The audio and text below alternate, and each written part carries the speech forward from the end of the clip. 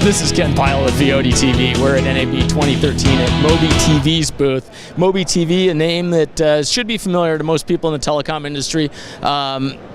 Bringing mobile video when no one thought it was possible. But you've kind of shifted in the last couple of years. Why don't you tell us, Rick, a little bit about that shift? Sure. Well, what we recognized a few years ago was that the market was really moving to a true multi-screen experience, and being able to provision true TV everywhere became sort of the mantra within our organization. So we hardened our technology platform to accomplish that goal. Now what we do is we have built on all those learnings from the mobile experience, because as you know, delivering television, particularly live television, to non-traditional screens is extraordinarily complex. Kind of the difficulty level goes up as you move out of the living room into those non-traditional screens. So what we've enabled is a true TV everywhere experience, personalized experience across phones and tablets into the living room via set-top box, PCs, everything. Now, your customer base, and you may not be able to give us specifics of your customers, but it's expanded beyond the mobile carrier, right? That's correct. What we found is many operators that were traditionally delivered TV into the living room found that when they hit that wall and tried to get outside to the next level, it became infinitely more complex for them. So many of them come to us and ask them to develop a solution for them so that they could extend that experience at living room level quality to those other screens. So some of the things that become extraordinarily difficult are things like rights management, because the rights aren't consistent as you get outside the living room. They can vary depending on operating system, they can depending on device and screen size, and all the way down to the program level. So these are the sorts of things we've had to focus on in order to make that work. And from a technology standpoint, Cedric, what do you guys do? I mean, do you take the content all the way from ingest all the way to the screen and everything in between? That is correct. So we're pretty much an end-to-end platform provider, if you will. We'll do everything from content ingest to processing to transcoding, encryption, packetization, packaging, and then media distribution, all the way down to the IP-enabled devices we support. So that's really truly one of our differentiators. When it comes to the competition, we'll actually do everything from an end-to-end perspective.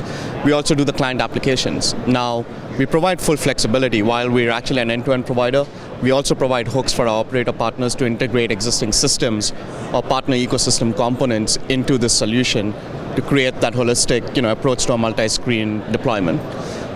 So we're very flexible from that standpoint. We also both support a managed service offering as well as taking our platform and deploying it in network.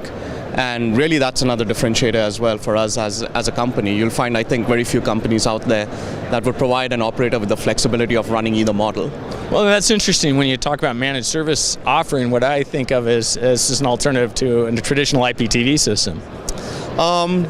Potentially, right? So traditional IPTV system, when we look at it from the standpoint of what we're doing, right? We look at it as an open IPTV platform. Mm-hmm. And there's a little bit of a nuance there, but if you look at traditional IPTV systems, they're over managed networks to a closed device, over a closed network, quite honestly.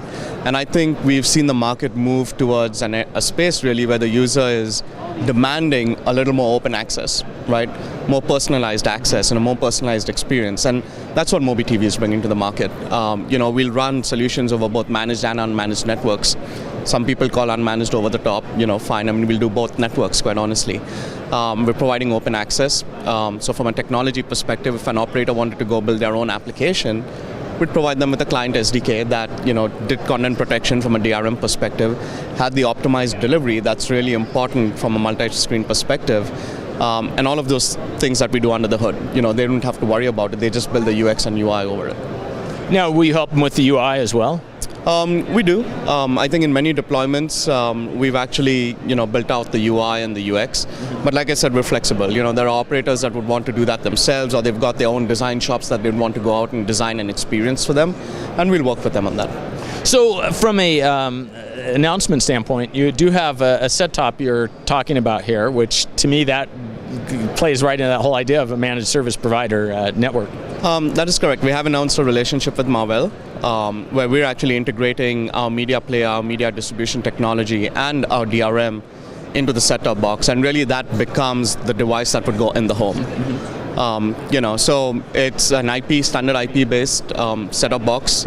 We do all the delivery into that set-top box, and that's what we use to get into the home. And so one of the things that makes it unique is you mentioned that you also have a cloud-based implementation of that. That is correct. So to a large degree, right, our entire platform is a software-based platform. We're device agnostic, you know. Now when it comes to devices, we've got to support different, like Rick was mentioning, platform OSs, different device platforms and all of that. And Marvell happens to be one of those, you know, chipset vendors that we're working with to create an optimized experience for our operator partners. But the rest of the platform really is all network-based. You know, you take DVR as an example. You look at traditional set-top boxes where you've got a hard disk on the box and, you know, your DVR is effectively local to the home. We've taken that out of the box. We've put it up in the cloud. And so we have the ability from a technology standpoint really to record, you know, all of the content that's going through the system and make that available to the end user on any device they want to. You know, and again, that's another differentiator for us, right? You know, you go back to talking about traditional TV experiences. When those companies and those companies that have built those traditional TV experiences try to go multi-screen really becomes a bolt-on for them. Mm-hmm. And when they try to take, you know, these converged experiences from the home to these other devices, it's really not very consistent. And we've broken out that mold. You know, we've gone, look, you have one platform, we do delivery to all these screens, all the intelligence is in the cloud to a large degree. And so that translates to a very consistent experience across all screens and across all networks. Yeah, you've gone from the small screen to the big screen, I guess. That's right, we have. And as part of that small screen experience, the whole idea of personalization, right? You have something in your hand, and that's another announcement you have at this show, right? I don't know which one of you want to address that, but... Take it if you like. Okay. What we announced at this show is the ability to support multiple user profiles within a single household, for example. So this provides a very distinct advantage as you think about viewing experiences and sort of the situations in which you view these various screens. If you're sitting in the living room, you know, with your wife and your kids, and you know they have a tablet in front of them, and you're watching the big screen tends to be a shared experience. Mm-hmm. On the other hand, you know, the tablet, the phone, the PC that you may be having, you know, in your lap, those tend to be more personalized viewing experiences. So the ability to control and personalize the experience and then move content that's relevant to you individually based on where you are located relative to that big screen is something that's pretty unique about the system. Yeah, that is really using that device as a rich metadata source, I suppose, isn't it? That's correct. That's correct. That's correct. And I think the idea is, you know, you really don't want to interfere with the shared viewing experience at home, right? So, you know, when you get an advertisement on TV, you know, when we're distributing that content, we know what we're distributing. Mm-hmm. And so we can create this interactive, contextually aware experience on your tablet because we know your tablet's on the network. So from a technology standpoint, or from the standpoint of what's happening under the hood, if you will, you know, we've got presence detection enabled on the network. Okay. And so we know when these devices come on the network and when they go off the network. We also know who's on the device. And, you know, that's the other piece that we've actually spent some time in building into the system. You know, going back to traditional TV experiences, what you've got is a single account type mechanism, right, where the operators really can only identify with the device. They don't know who's on the other side of the device. And so fast forward a few years, you know, to today's marketplace where people are demanding that type of personalized experience. Well, how do you personalize an experience when you don't know who's on the other side of the device, right? So again, we've tried to break out of that mold, and we've created a system where you can actually have multiple profiles attached to the same account. And so we identify with people, not necessarily with the devices that they're using. That said, we do know which device is on the network as well. So when we distribute content or we make content available for discovery, it's tailored to the user that's using the device as well as the device that they're actually using to come in on the network side. So are you supplying the ad decision servers and everything like that? Is that part of your infrastructure? No. So, you know, there are many people in the industry that are very, very good at ad decision making. What we're trying to do is provision their ability to serve the right ad to the right person at the right time. Okay. You know, which is a little bit different skill set, right? You know, as you think about it, the way advertising has traditionally worked in the television business, it's been sort of, you know, throw a big wide swath, you know, and then do some sampling to see how many eyeballs you're hitting. Well, you know, we have the advantage with a, you know, an IP-based delivery system of being able to keep track of who's viewing and on what devices, which means not only can we personalize the experience, but we can personalize the advertising to each of those individuals, even if they're sitting all together in the living room watching a shared TV experience. Now, you know, what about you know, issues of privacy and those sorts of things? Are you, you know, do you see those as kind of stumbling blocks to implementation, or is this something we're going to see soon? These kinds of personalized advertising.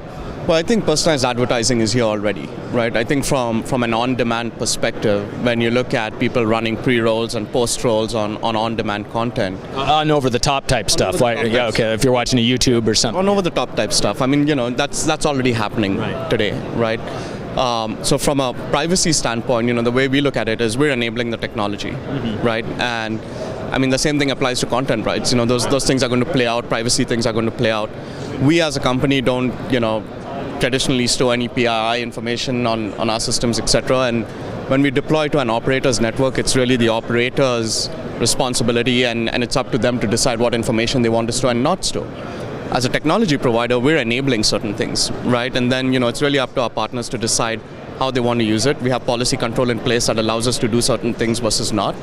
And that's what we leverage when we do these deployments. And if you think about when the internet really first exploded, we had a lot of these same conversations about banner ads and personalization. And I think what we've all discovered is that as long as it's consensual and it's targeted to us individuals, we'd much prefer to receive ads that are relevant to us than not. Yeah. Well, and again, I was just kind of playing devil's advocate from the standpoint of, do you see this rolling out soon, this capability? Absolutely. Yeah. It's here today. It's here today on this system. Okay. Yeah. And do you have customers implementing it too then, or? From a personalized advertising standpoint, I mean, again, like I mentioned, it's already here on the VOD standpoint, right? Okay. I mean, we've been running services now for a number of years, and we have integrated with a number of campaign management systems and ad trafficking systems, and some of those are in production today, and they're driving display ads and they're driving video ads, and that's targeted to a large degree based on information we send back to those campaign management systems. Well, I guess the other thing though is getting back to your set-top integration, what it allows now is to bring it, what you can do on the small phone, to the big screen, right? That's correct. The idea is to provide a connected experience across all devices. Your media, any place, anytime, on any device. Well, I appreciate your explanation of what you're doing, and good luck with it. Thank you. Thanks. Thank you very much. Thank you.